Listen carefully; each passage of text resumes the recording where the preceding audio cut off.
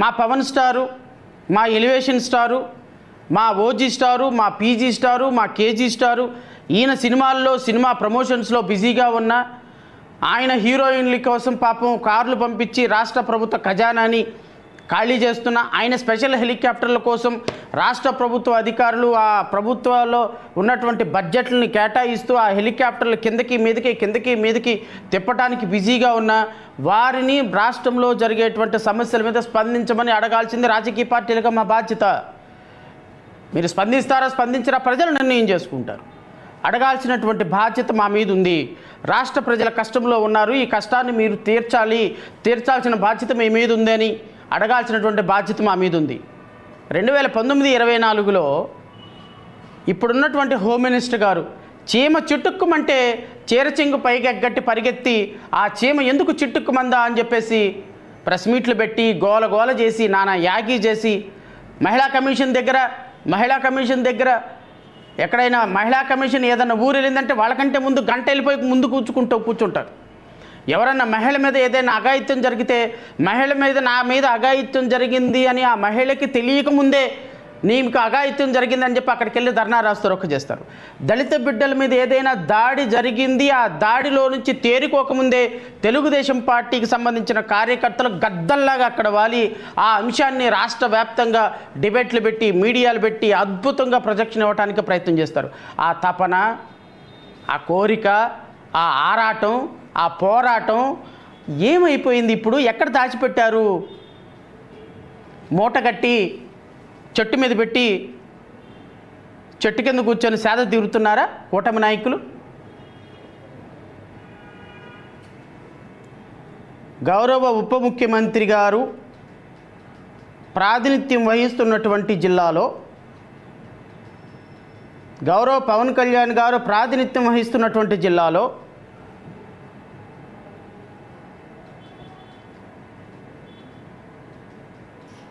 ఒక schedule caste కులానికి సంబంధించిన వ్యక్తి చనిపోతే ఆ చనిపోయినటువంటి వ్యక్తిని శవపేటికలో పెట్టుకొని బరియల్ చేయటానికి ప్రధాన రహదారి గుండా వెళ్తూ ఉంటే ఆ ప్రధాన రహదారి గుండా వెళ్తున్న సందర్భంలో ఒక పర్టికులర్ కులానికి సంబంధించినటువంటి వ్యక్తులు మీరు ఈ గొంతులో నుంచి ఈ మెయిన్ రోడ్లో నుంచి నడవటానికి వీల్లేదు, మీరు మీ శవపేటికని పొలాల గుండా తీసుకొని వెళ్ళాలి తప్ప మా ఇళ్ల ముందు నుంచి తీసుకొని వెళ్ళటానికి మీకు పరిమితి లేదు అని వాళ్ళని అడ్డగిచ్చి కొట్టి, నేను అడుగుతున్నా సమాజాన్ని కూడా నేను అడుగుతున్నా, ఈ దేశానికి స్వతంత్రం వచ్చి రమారమి 80 సంవత్సరాలు కావస్తుందే. 80 సంవత్సరాల తర్వాత కూడా ఒక కులంలో ఒక మనిషి చనిపోతే ఆ మనిషి యొక్క శవాన్ని ప్రధాన రహదారి గుండా తీసుకువెళ్ళటానికి కూడా పర్మిట్ చేయని కొన్ని వందల మంది దాడి చేసి శవపేటికని 10 సార్లు కింద పడేశారండి. నేను మీకు వీడియో చూపిస్తా. శవపేటికని 10 సార్లు కింద పడేసినటువంటి వైనం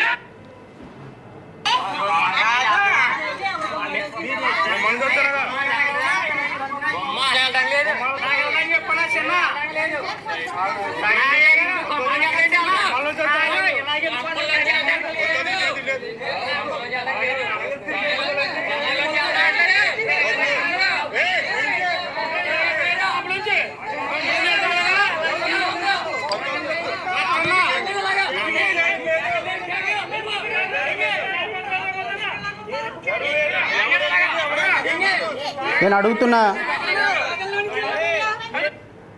అడుగుతున్న గౌరవ ఉప ముఖ్యమంత్రి గారిని, గౌరవ మంత్రి గారిని, హోమ్ మినిస్టర్ గారిని, ముఖ్యమంత్రి గారిని, నారా లోకేష్ గారిని, ఒక శవపేటికతోటి ఒక దళిత కుటుంబానికి చెందినటువంటి వ్యక్తులు ప్రధాన రహదారి గుండా కూడా పోనివ్వకుండా చనిపోయిన వ్యక్తి యొక్క శవపేటికను 10 సార్లు కింద పడేసి దేక్కుంటూ ఆ శవపేటికను తీసుకొని ఖననం చేయడానికి వెళ్ళాల్సినటువంటి దౌర్భాగ్య పరిస్థితి మీ కాన్స్టిట్యున్సీలో, మీ పార్టీ ప్రాతినిధ్యం వహిస్తున్నటువంటి కాన్స్టిట్యున్సీలో, మీరు ఉప ముఖ్యమంత్రిగా ఉన్న కాన్స్టిట్యున్సీలో, మీరు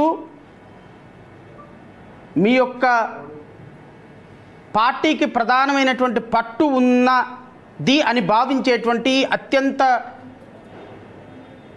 చైతన్యం కలిగినటువంటి ఈస్ట్ గోదావరి లాంటి, ఉమ్మడి ఈస్ట్ గోదావరి లాంటి జిల్లాలో, అండ్ అంత దురదృష్టకరమైంది అంటే ఆ జిల్లాకి పేరు డాక్టర్ బిఆర్ అంబేద్కర్ కోనసీమ జిల్లా.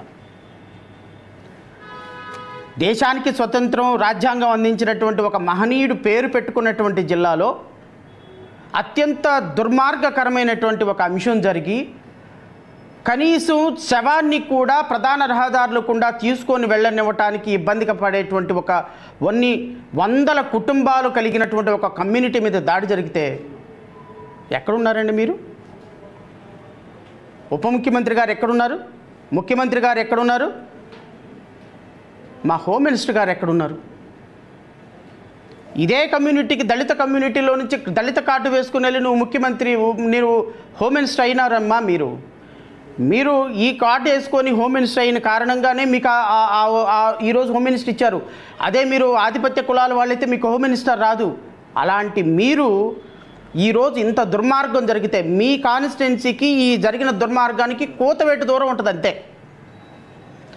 కోతవేటు దూరంలో మ్యాక్సిమం 40 నుంచి 50 కిలోమీటర్స్ మీరు ప్రాతినిధ్యం వహిస్తున్నటువంటి పాయకరావుపేట కాన్స్టిట్యున్సీకి కోతవేటు దూరంలో పీగన్నవరంలో ఈ ఇన్సిడెంట్ జరిగితే స్పందించారమ్మా?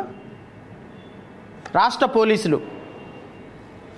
పోలీసులు దీని మీద మేము గొడవ చేస్తే 16వ తారీఖున ఇన్సిడెంట్ తీసుకొని వెళ్ళి రిపోర్ట్ ఇస్తే, ఎవర్రా పని పాట లేని నా కొడకల్లారా, మధ్యరాత్రులు వచ్చి కంప్లైంట్లు ఇస్తారా మీరు? మీకేం పని పాట లేదా? మాకేనా పని పాట లేకుండా పడుకున్నామా? పోండే, తర్వాత రండి పోండి అని గదమాయించి ఆ కంప్లైంట్ ఇవ్వటానికి వెళ్ళినటువంటి వ్యక్తులని ఇస్తిరి బయటకు తరిమేసేటువంటి పరిస్థితి తీసుకొచ్చినటువంటి ఈ రాష్ట్రంలో